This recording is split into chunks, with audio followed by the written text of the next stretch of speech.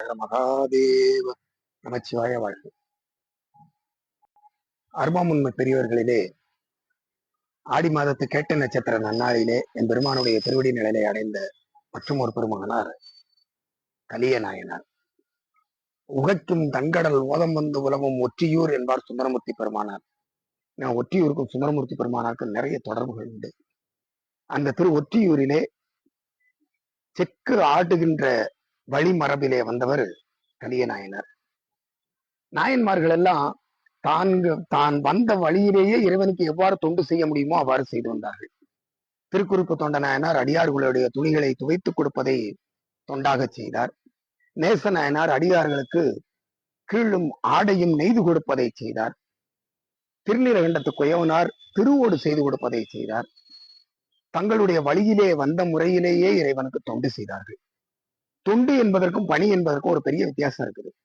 பணிங்கிறது என்னன்னா இன்னைக்கு ஒரு இடம் நாளைக்கு ஒரு இடம் அப்படி போயிட்டேன்னா அது பணி ஆயிடும். தொண்டு என்பது தன் நிலைமை என் நிலைமை ஆனாலும் தான் எடுத்துக்கொண்ட பணியிலிருந்து அந்த தொண்டிலிருந்து செய்கையிலிருந்து மாறாமல் இருப்பது தொண்டு. அப்படி தான் எடுத்துக்கொண்ட செயலை எந்த துன்பம் வந்தாலும் எவ்வளவு சங்கடம் வந்தாலும் விடாமல் செய்த நாயன்மார்களுடைய பெருமையை சொல்வதனாலேயே அந்த நூலுக்கு திரு தொண்டர் புராணம் என்ற பெயர் உருவானது.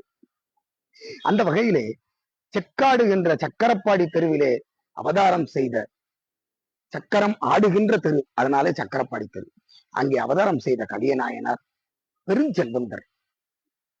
பெருஞ்செல்வந்தராக இருந்த காலத்திலே திரு ஒற்றியூரிலே இருக்கின்ற படம்பக்கநாதருடைய திருக்கோயிலிலே உள்ளும் புறமும் ஒளி வீசுகின்ற திருவிளக்கிடுகின்ற பணியை சிறப்புற செய்து வந்தார். நம்முடைய சுவாமி அவருக்கு கிடைத்த அந்த அன்பினை உலகோருக்கு வெளிப்படுத்தி காட்டுவதற்காக சில திருவிளையாடல் செய்வார். அந்த வகையிலே நாயனாருடைய செல்வம் சிறிது சிறிதாக குறைய ஆரம்பித்தது. எப்படி தெரியுமா? அவருடைய வினை கழிந்தது போல குறைய ஆரம்பித்தது. அப்படியே கொஞ்சம் கொஞ்சமா குறையுது. இருக்கிற செல்வத்தை வச்சு அப்படியே விளக்கிடுகிறார். செல்வம் குறைந்தது, விளக்கிடுவதற்கு வழி இல்லை. தன்னுடைய சொந்தக்காரங்க பணக்காரங்க இருப்பாங்க இல்லையா, அவங்ககிட்ட எல்லாம் கொஞ்சம் கொஞ்சமா எண்ணெய் கேட்டு வாங்கி அதை கொண்டு வந்து விளக்கேற்றுகிறார். எவ்வளவு நாளைக்கு தான் கொடுப்பாங்க? கொஞ்ச காலத்துல அதுவும் இல்லைன்ட்டாங்க. இப்ப ஏன்னா நல்ல காரியத்துக்கு உதவுறது ரொம்ப குறைச்சல் ஆயிடுச்சு. அப்பவே அப்படிதான் இருந்திருக்கு. இதை நமக்கு கிடைத்த புண்ணியம், நம் சார்பு அவர் விளக்கரிக்கிறாருங்கிற எண்ணம் வரவில்லை போலும். எண்ணெய் கொடுப்பதற்கு ஆள் இல்லை. இவர் என்ன பண்ணாரு, அந்த பெருஞ்செல்வர்கிட்ட இருந்து எண்ணெயை வாங்கி தெரு தெருவா கொண்டு போய் கூவி விற்று அதிலிருந்து கிடைக்கின்ற வருமானத்தை கொண்டு எண்ணெய் கொண்டு வந்து விளக்கச்சினார்.